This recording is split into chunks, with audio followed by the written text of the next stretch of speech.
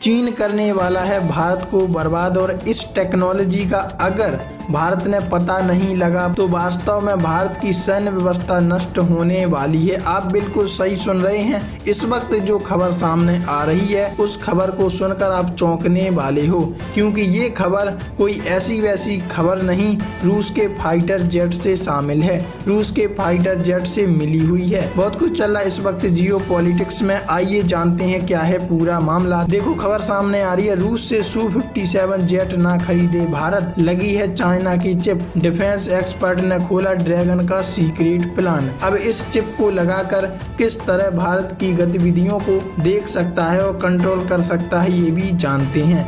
भारत और रूस का संबंध दशकों पुराना है, लेकिन रूस ने जो इस समय गद्दारी कर दी है वो हमें बिल्कुल नहीं भाई। रूस भारत का सबसे बड़ा हथियार निर्यातक देश रहा। हाल ही में रूस ने भारत को अपने 5वीं पीढ़ी के स्टेल्थ लड़ाकू विमान Su-57 को लेकर डील पेश की है, लेकिन ये डील रुक ही जाए तो बेहतर। इसके साथ रूस ने भारत के साथ सोर्स कोड और टेक्नोलॉजी ट्रांसफर करने की बात कही है। हालांकि भारतीय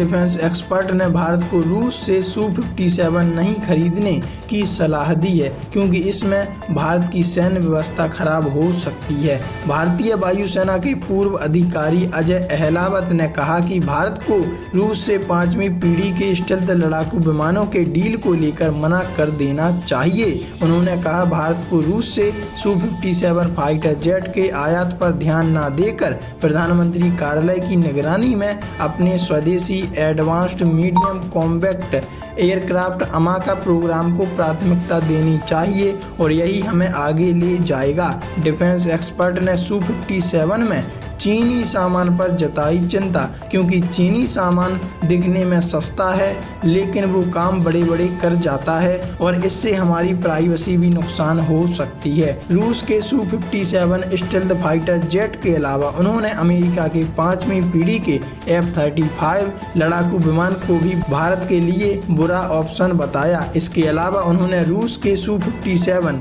लड़ाकू विमान में चीन के सामान के इस्तेमाल होने को लेकर भी चिंता जाहिर की।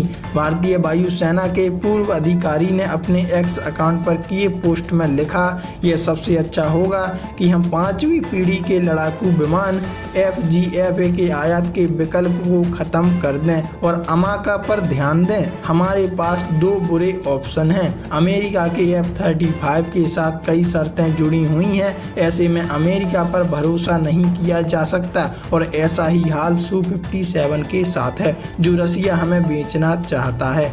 वैसे आप इस बारे में क्या कहना चाहते हैं, कमेंट में लिखकर अपनी राय जरूर दीजिएगा।